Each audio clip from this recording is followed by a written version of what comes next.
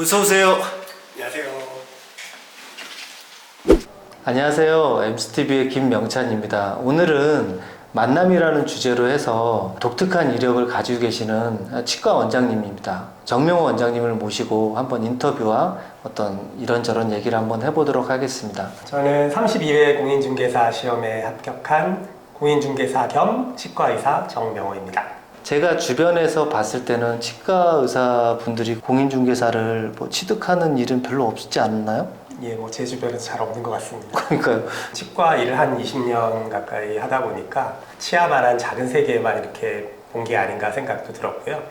그러다 보니까 이제 주변 사회 돌아가는 현상 이런 것들을 전혀 모르고 지내왔던 것 같아요. 그동안. 그래서 이제 우연한 기회에 이제 유튜브를 이렇게 좀 보다가 공인중개사 어떤 과목 이런 것들을 이렇게 강의하는 게 유튜브에 많이 있더라고요. 잘 돼 있죠. 상식을 넓힌다 수준에서 그냥 이렇게 좀 이렇게 보다가 보니까 상당히 좀 재미도 있고 해서 인터넷 강의 신청하고 해서 공부를 하기 시작을 했죠. 얼마나 공부하셨어요, 그러면? 저는 한 7개월 정도 공부했던 것 같아요. 주업이 있으시잖아요. 7개월이라는 기간보다도 더 어떻게 보면 풀로 공부한 건 아니잖아요. 그래서 나름 되게 공부를 열심히 했던 것 같아요. 20년 전 한 그 치과의사 면허 딸 때 공부했던 거 이후로 가장 열심히 공부했던 것 같아요. 힘드셨을 것 같은데요. 점수가 잘 나왔어요, 이렇게 하면? 그냥 합격할 수 있는 정도만 맞았습니다. 그거 바로 이제 시험 끝나자마자 1차 시험, 오전에 1차 시험 보고 나면 오후에 바로 그 답안지 바로 나와 있거든요. 딱 됐다 했을 때 기분 짜릿했겠는데요? 네, 좋았죠. 아싸! 이랬을 것 같은데, 진짜. 공인중개사가 어떻게 보면 제일 따끈따끈하신 분 아니야, 그죠? 제일 따끈따끈하신 분이고 33회도 있어. 아, 그죠? 이번이 33인가요? 의사 선생님이 봤을 때, 그리고 공인중개사를 취득한 분이 봤을 때, 이런 빌딩 시장이나 이런 부동산 시장은 어떻게 보세요? 우리나라는 아직도 부동산이 피크에 올라가지는 않았다라고 개인적으로 생각을 하거든요. 부동산 경기가 지금은 이제 좀 침체기에 접어들었는데, 제가 알기로는 부동산은 항상 이렇게 10년 정도 단위로 이렇게 주기가 있다라고 알고 있어요. 일본이나 미국의 어떤 중심가에 있는 그런 빌딩들이나 이런 건물들은 우리나라는 아직도 그 가격에 비하면 굉장히 저렴한 거라고 얘기를 하는 것 같더라고요. 우리나라 부동산 경기가 아직도 더 한 번쯤 아니면 앞으로도 몇 번쯤 더 크게 또 성장할 시간들이 분명히 오지 않을까 생각을 하고 침체기에 있을 때 좀 더 많은 시각을 가지고 좀 적절한 그 타이밍을 잡는 거 이게 중요하지 않을까 생각을 합니다. 침체기잖아요. 주택시장도 굉장히 어렵고 금리들이 예금금리 낮추고 지금 보면 은행권에서 수익 잔치 상여로 잔치한다 이렇기 때문에 정부에서 좀 누르고 있는 것도 있는데 그래도 침체기는 침체기예요, 지금 상황이. 그리고 저희가 주로 다루는 빌딩 시장에서도 솔직히 거래량이 많이 떨어졌어요.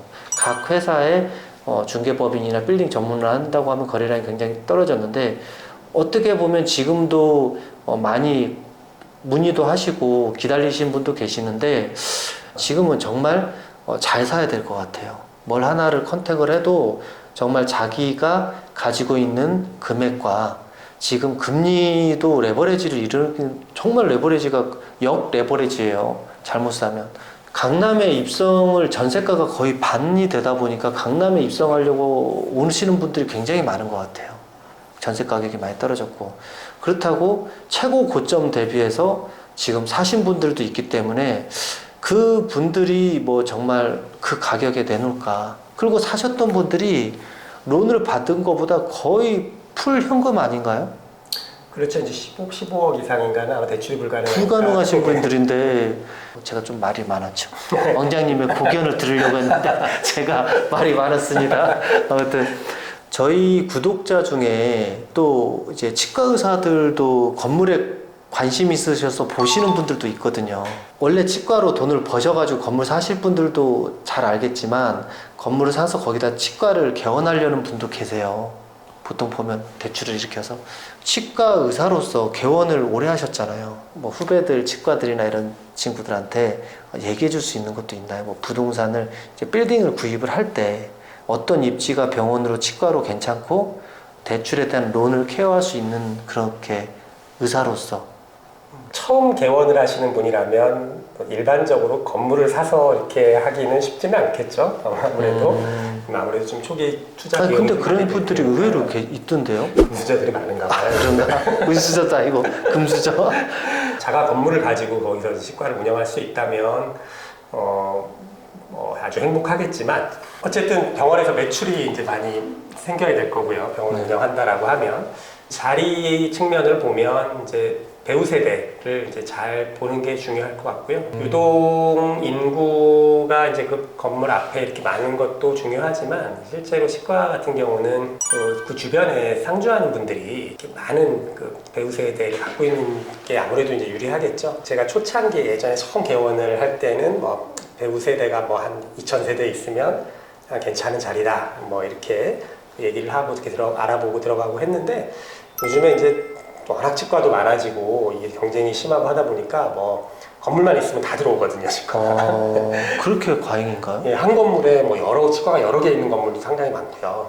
근데 그거는 그 건물주가 입점을 그렇게 시키는 게 잘못된 거 아닌가요? 상도상 그게 저희도 자산 관리를 하지만 근데 뭐 큰 건물의 경우에는 뭐 그게 그렇게 크게 관여 안 하고 입점하시는 분들도 다 이제 그걸 감안하고 들어가시는 것 같아요. 그만큼 이제 상권이 중요한 거겠죠.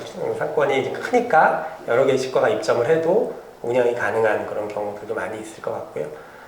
근데 요즘에는 그래서 한 배우 세대가 한 1,000세대만 돼도 많이들 입점하고 들어가는 것 같아요.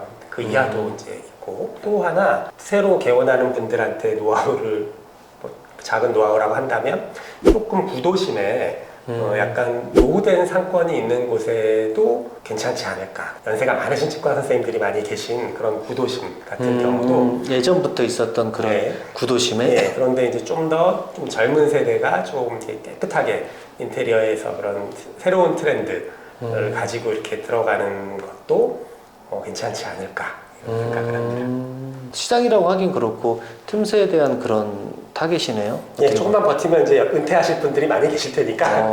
아이고 요즘에 장사하시는데 몇십 년 더 하실 것 같은데. 근데 아마 이렇게 좀 벌만큼 버시면 그만하시지 않을까요? 건물 살려고 하시면. 잘 보시면 그런 아파트와 빌라와 뭐 또 뭐 시장과 이제 여러 그런 상권들이 혼재되어 있는 그 지역도 굉장히 많아요. 그래서 그런 쪽을 한번 눈여겨 보시면 좋지 않을까. 그러면 예를 들어서 100억짜리 건물이에요. 한 층에 한 50평은 나와요. 한 100억짜리 50평짜리 두 개 층에서 100평으로 어떤 상권에 들어가서 하면 100평 정도 하면요. 혼자 하시긴 힘드실 거 아니에요. 뭐 아주 역동적이신 원장님 같은 경우는 혼자서도 가능하죠. 100평 정도를요? 네. 이 치과 의자들이 이렇게 많은데요? 그러면 그렇게 해서 한 건물 100억이면 자기 자본 한 30억, 40억, 2, 30억 있다 해서 70억이면 충분히 다른 데 임대하고도 들어가서 원금도 갖고 할 수 있나요? 이런 게? 가능할 것 같습니다. 이제 어차피 그 건물을 입점을 하면 저희가 보통 그거 외에도 건물을 살 때 이제 수익률이 얼마 되는가 이렇게 따져서 들어가잖아요. 그렇죠. 근데 이제 뭐 임대료 부분을 결국은 이제 세이브 하는 거니까요. 그렇죠. 특히 이제 본인이 이렇게 뭐 2층 정도 이렇게 운영을 하면서 원금도 갚아가면서 네, 그렇게 뭐 운영할 수 있지 않을까. 물론 개원 초기에는 조금 힘들 수 있겠지만 수익률을 잘 따져서 그 건물 자체에 다른 층에서 들어오는 임대료와 이자 부분들을 잘 계산하시고 상쇄시키고 요즘에 뭐 한 5%다 뭐다 그러면 70억이 뭐 한 3천 나가거든요. 네. 그러면 100억짜리 정도 된다 그러면 한 2천 몇백 나올 거예요. 그럼 1천 몇백만 원 더 내고 내 건물의 가치 상승을 생각을 한다 그러면 그렇게 해서 들어가시는 게 그런 분들이 많이 문의가 오더라고요. 네. 그리고 뭐 또 하나 이제 만약에 그 금액이 너무 부담스러우면 저도 이제 잘 몰랐던 건데 이제 건물을 예를 들어서 개원하려는 친구와 같이 공동으로 구매를 해도 사실 이렇게 법적으로 위험성이나 이런 건 전혀 없는 거잖아요. 그렇죠. 소유만 정확하게 해놓으면 뭐 문제가 되지 않죠. 정말 저도 이제 부동산에 대해서 전혀 모를 때 남하고 어떻게 건물을 같이 같은 공동 명의로 어떻게 사? 이게 좀 되게 이상하고 불편하고 재산 분할 어떻게 이렇게 뭐 어떻게 팔 때도 힘들 것 같고 막 이렇게 생각들을 하는 경우가 많이 있는데 사실 이제 법적으로 민법상의 뭐 공유라고 하는 거는 그렇죠. 그냥 완전히 독립된 재산이라고 보면 되는 거죠. 그렇죠. 네. 마음에 맞는 두 분이 건물 하나를 공동으로 투자해서 공동으로 구입하고 수익 배분도 공동으로 하고 이렇게 병원을 운영할 수도 있을 것 같아요.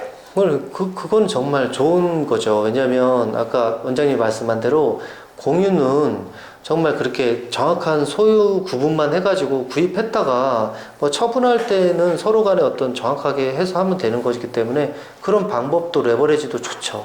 솔직히 보면 그런 방법을 잘 사용해가지고 하면 건물도 생기고 임차인과 임대인의 또 어떤 임대료나 어떤 계약 관계 이런 것들 때문에 스트레스 많이 받잖아요. 그런 것들 때문에 투자도 만만치 않게 하는데 아무튼 그런 팁을 현재 치과로 이제 건물 구입을 하거나 이런 분들은 좀 팁으로 좀 아시고 어떤 상권이나 어떤 데 가시면 좀 괜찮겠다라는 걸 원장님이 좀 알려주셨고요. 저희가 이제 중개를 해보고 자산 관리를 하다 보면 의사분들이 의외로 그 전문 직종에 있으시면서 투자를 많이 해요.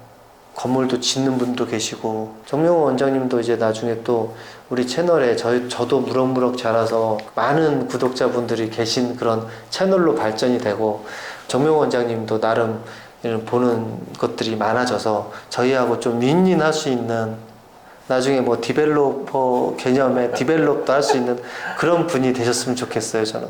자, 오늘 램스TV 여기까지 촬영을 하고 다음에 또 뵙겠습니다. 감사합니다.